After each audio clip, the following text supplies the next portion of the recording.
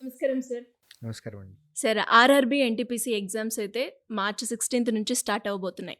And especially ఇంకా చూసుకుంటే ఒక 1 వీక్ ఉంది. సో, ఈ 1 వీక్ గ్యాప్‌లో చాలామంది స్టూడెంట్స్ మీరెప్పుడూ చెప్తూ ఉంటారు. మనం కనుక ఒక స్ట్రాటజీతో కనుక ఎగ్జామ్ రాస్తే ఖచ్చితంగా ఆ ఎగ్జామ్‌ని క్రాక్ చేస్తాము అని. సో, ఈ 1 వీక్‌లో మనము ఎలా ప్రిపేర్ అవ్వాలి? ఎగ్జామ్‌ని ఎలా అటెండ్ చేయాలి? ఎలాంటి స్ట్రాటజీని ఫాలో అవ్వాలి అంటారు?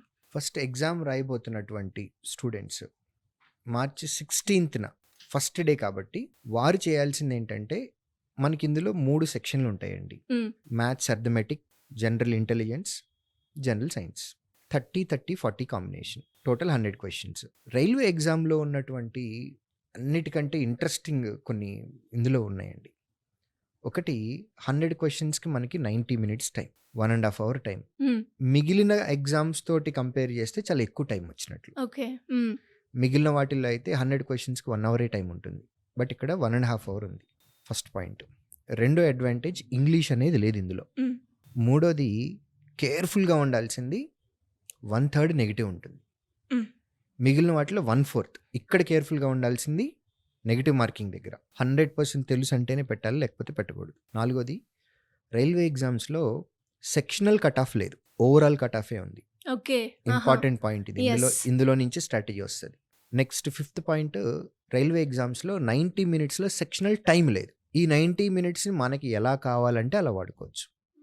ఇది కూడా ఇంపార్టెంట్. ఇందులో నుంచి స్ట్రాటజీ వస్తుంది. సో సెక్షనల్ కట్ ఆఫ్ లేదు, సెక్షనల్ టైం లేదు కాబట్టి ఫస్ట్ డే ఎగ్జామ్ రాసేవాళ్ళు మాత్రం 3 సెక్షన్లుగా మనకున్నట్లయితే ఇందులో ఏ సెక్షన్లో మన స్ట్రాంగ్ ఏరియా ఉందో మనం ఐడెంటిఫై చేయాలి.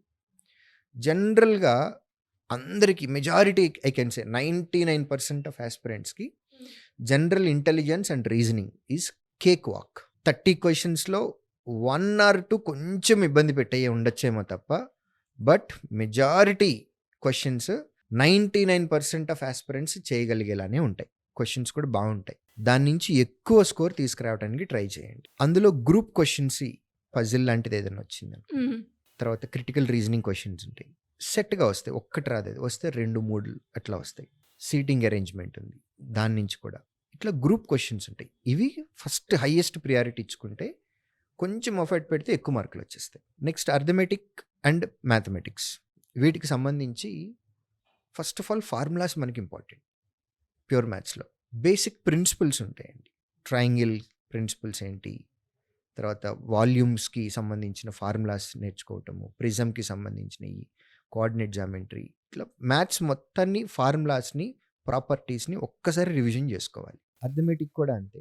ఒక్కసారి ఫార్ములాస్ అన్నీ రివిజన్ చేసుకొని వీక్ ఏరియా ఎక్కడైతే ఉందో దాన్ని టచ్ చేయకుండా ఉంటే బెటర్. వాల్యూమ్స్ నుంచి వచ్చే క్వశ్చన్స్ నాకు రావు, నేను తప్పులు చేస్తున్నాను అని అనుకుంటే ఫైనల్ ఎగ్జామ్కి వెళ్ళినప్పుడు వాల్యూమ్ నుంచి క్వశ్చన్ వస్తే హోల్డ్ చేయండి, దాన్ని ట్రై చేయద్దు. టైం మిగిలితే లాస్ట్లో చేద్దాం. ప్రాబబిలిటీ నుంచి క్వశ్చన్ వచ్చింది, ఎప్పుడు నేను తప్పు చేస్తున్నాను, ప్రాబబిలిటీ నుంచి క్వశ్చన్ వస్తే హోల్డ్ చేయండి. చదవను కూడా చదవదు, ఆపేద్దాం. గుర్తుపెట్టుకుంటే మార్క్ ఫర్ రివ్యూ చేసుకుంటే తర్వాత వచ్చి మనం చేసుకోవచ్చు టైం మిగిలితే. సో ఇట్లా మనకి తెలిసిన క్వశ్చన్స్ని ఫస్ట్ అటెంప్ట్లో చేసుకోవాలి. నెక్స్ట్ జిఎస్ అనేది ఒక అంతులేని ప్రపంచం. అందులోనే 40 క్వశ్చన్స్ వస్తున్నాయి. ఎక్కువ సార్లు ట్రై చేయొద్దు. 100% ఆన్సర్ కరెక్ట్ అనిపిస్తేనే పెట్టాలి, లేదంటే పెట్టకూడదు. జిఎస్లో ఫస్ట్ క్వశ్చన్ ఒకసారి ఆన్సర్ చేసి 10 నిమిషాల తర్వాత మళ్ళీ అదే క్వశ్చన్ దగ్గరికి వస్తే ఆన్సర్ మారిపోతుంది. ఇంగ్లీష్లో కూడా అంతే.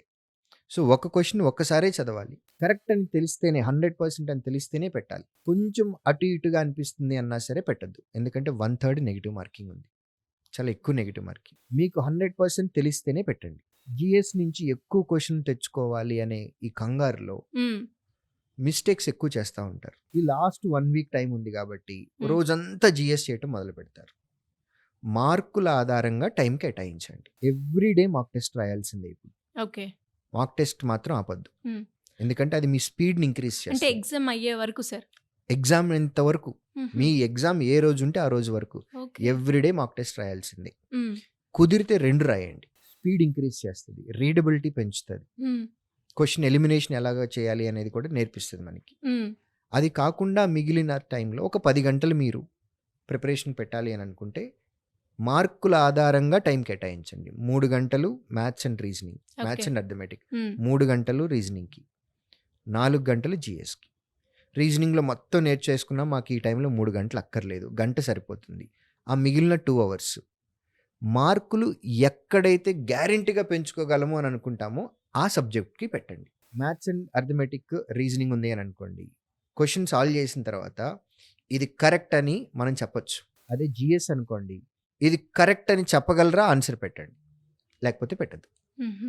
పోనీ నేను ఇదిగో ఈ బుక్, ఈ చాప్టర్ చదివితే హిస్టరీ నుంచి గ్యారంటీ ఒక క్వెషన్ వస్తది అని అనిపిస్తుందా? చదవండి. లేదంటే ఆ టైంని వేరే దాని మీద స్పెండ్ చేయండి. కాంపౌండ్ ఇంట్రెస్ట్ గ్యారంటీ క్వెషన్ ఉంటుంది. కాంపౌండ్ ఇంట్రెస్ట్ చేయండి. లాస్ట్ 7 డేస్‌లో మాత్రం టైం వేస్ట్ చేసుకోవద్దు. ఎవ్రీడే మాక్ ఎగ్జామ్ రాయాలి. ఇంతకు ముందు చదివిన సబ్జెక్ట్స్ అన్నిటిని ఒకసారి రివిజన్ చేసుకోవాలి. హ్మ్. ఆ రివిజన్ చేసుకునేటప్పుడు మార్కుల ఆధారంగానే మనం రివిజన్ చేయాలి. ఓకే. హ్మ్. కొత్తగా ఇప్పుడు ఏది నేర్చుకోవడానికి ట్రై చేయొద్దు. ఆల్రెడీ నేర్చుకున్న దాన్ని ఫైన్ ట్యూన్ చేసి రివిజన్‌కి చేసుకోవటమే. Practice and revision. Practice and revision. Mock టెస్ట్‌లు రాయాలి ప్రాక్టీస్ కోసం. సబ్జెక్ట్ రివిజన్ చేయాలి. ఈ 7 డేస్ ఇదే పని చేయాలి. మార్చ్ 17థ్ నుంచి ఎగ్జామ్ రాసేవాళ్ళు. హ్మ్. 16థ్‌న జరుగుతున్న టెస్ట్‌లు ఆఫ్‌కోర్స్ క్వెషన్ పేపర్ బయటికి రాదు. ఓకే. హ్మ్. బట్ ఆల్రెడీ మనకున్నటువంటి సోషల్ మీడియాలో కొన్ని సోర్సెస్‌లో క్వెషన్స్ వస్తున్నాయి. కానీ అఫీషియల్‌గా రైల్వే బోర్డ్ నుంచి మనకి ఒక స్ట్రిక్ట్ ఇన్‌స్ట్రక్షన్ కూడా ఉంది. ఎవరు కూడా ఆన్‌లైన్‌లో కంటెంట్ పెట్టకూడదు. పెడితే గనుక they will be sent behind the bars అని. ఒకవేళ ఎవరన్నా మీకు తెలిసిన ఫ్రెండ్ ముందు రోజు ఎగ్జామ్ రాసొస్తే గనుక వాళ్ళ దగ్గర ఫీడ్‌బ్యాక్ తీసుకో. క్వెషన్స్ ఎట్లా వస్తున్నాయి? ట్రెండ్ ఎలా ఉంది? హ్మ్. అని వాళ్ళ దగ్గర ఒక డీటెయిల్డ్ డిస్కషన్ ఒక 1-2 అవర్స్ పెడితే వాళ్ళిచ్చిన ఇన్పుట్‌ని బట్టి మార్చ్ 17థ్‌ని మీరేదన్నా కరెక్షన్స్ చేయాలి అని అనుకుంటే చేసుకోవచ్చు. బట్ ఫస్ట్ డే వాళ్ళకి మాత్రం ఛాన్స్ లేదు. ఫస్ట్ డే రాసిన వాళ్ళ ఫ్రెండ్స్ ఎవరన్నా మనకు తెలిసిన వాళ్ళు ఉంటే వాళ్ళతోటి మాట్లాడి క్వెషన్స్ ఎలాంటివి వస్తున్నాయో చూసుకొని దాన్ని తగ్గట్లుగా మనం మన టైంని ప్రిపేర్ చేసుకోవడానికి, మన ప్రిపరేషన్‌లో ఏమైనా చేంజెస్ చేసుకోవడానికి వాడుకోవచ్చు. Super sir. చాలా కీ పాయింట్స్ అయితే చెప్పారు ఎగ్జామ్ రాయబోయే వాళ్ళకి. అండ్ ఎస్పెషల్లీ శ్రీధర్ సీసీలో మనకి ఎగ్జామ్ ఉంది ఇంకొక 15 డేస్ అంటే కొన్ని స్పెషల్ క్లాసెస్ అయితే కండక్ట్ చేస్తూ ఉంటారు. వాటి ఉపయోగం ఏంటి సార్? ఎలా ఒక స్టూడెంట్‌కి బెనిఫిట్ అవుతది? లాస్ట్ మినిట్‌లో ప్రాపర్ రివిజన్ అనేది చాలా ఇంపార్టెంట్ అండి. హ్మ్. స్టూడెంట్ వాళ్ళ టైంని వాళ్ళకి వదిలిపెట్టేస్తే కేవలం ఓన్లీ జీఎస్ఏ చదువుకుంటూ స్పెండ్ చేసేస్తారు టైం అంతా. హ్మ్. ఇది ఇట్లాంటి టైంలో అది కరెక్ట్ కాదు. ఓకే. సో స్టూడెంట్ మా దగ్గర ఉన్నట్లయితే గనక మేము ఏ రివిజన్ అయితే చేయించాలో ఎగ్జామ్‌కి ఉపయోగపడే రివిజన్, ఆ రివిజన్ మా దగ్గర చేయిస్తాం. అట్‌లీస్ట్ మా దగ్గరికి వచ్చే వాళ్ళని మేము రైట్ వేలో పుష్ చేస్తూ ఉంటాం. కాబట్టి ఎగ్జామ్‌కి ముందు మేము స్పెషల్ సెషన్స్ అనేది పెట్టి ప్రాపర్ రివిజన్ చేయిస్తాం.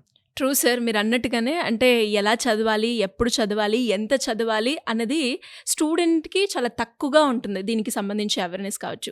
అండ్ రీసెంట్‌గా కూడా నేను ఈ స్పెషల్ క్లాస్ కండక్ట్ చేస్తున్నారు అని వెళ్ళినప్పుడు నాకు అర్థమైంది. సో, అదే వ్యూయర్స్ కూడా అర్థం అవ్వాలి అని అడిగాను. అండ్ చాలా మంచి సెషన్స్ అయితే కండక్ట్ చేస్తున్నారు సార్. ఇంకా ఎవరైనా కూడా శ్రీధర్ సీసీలో జాయిన్ అవ్వాలి, నేను గవర్నమెంట్ జాబ్ కొట్టాలి అనుకున్న స్టూడెంట్స్‌కి అండ్ అలాగే ఇటు పేరెంట్స్‌కి కూడా ఎవరైనా కూడా మిమ్మల్ని అప్రోచ్ అవ్వాలి అంటే ఎలా ఉంటుందంటారు?